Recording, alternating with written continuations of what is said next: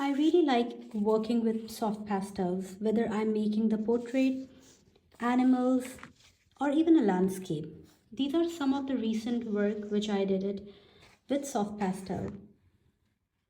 And I thought today I'm going to share what material I'm using, what kind of paper I'm using to create these beautiful portraits as well as some animals. Hello everyone, this is my vlog number 2 on soft pastel, and today I thought I'm going to show you what material I will be using for today's video or even for my pastel artwork. So let's talk about the selection of your paper.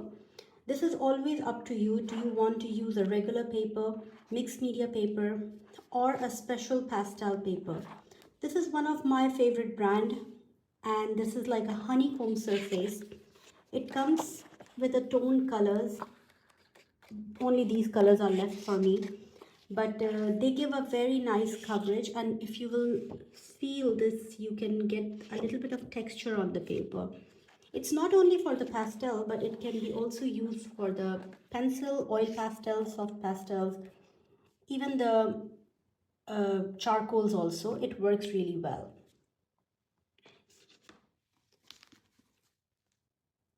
The next paper, this is definitely my favorite, and most of my artwork on Instagram or last vlog what I shared with you is also done on this velour paper. This is like a velvety texture, and it comes in a different sizes, A4 and A3, and the colors in this, it's fantastic. Like all the pretty colors, like this is the last vlog portrait I made it on this.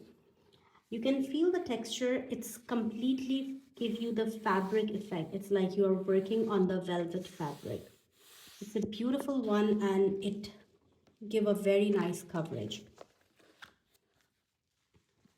Now the pastels, let's talk about the sticks one and the pencil one. These sticks ones or the other one,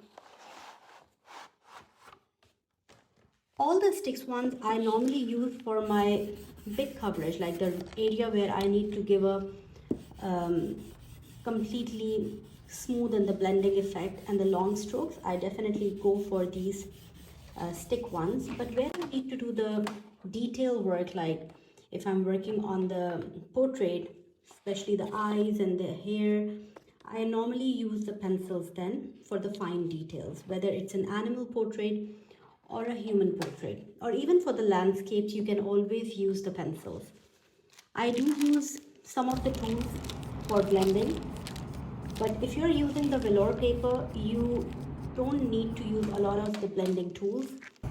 These are the knives covered with a sponge like this. These comes with a refills. You can always, if they get spoil, like for example, if you're smudging it too much, it might get destroyed.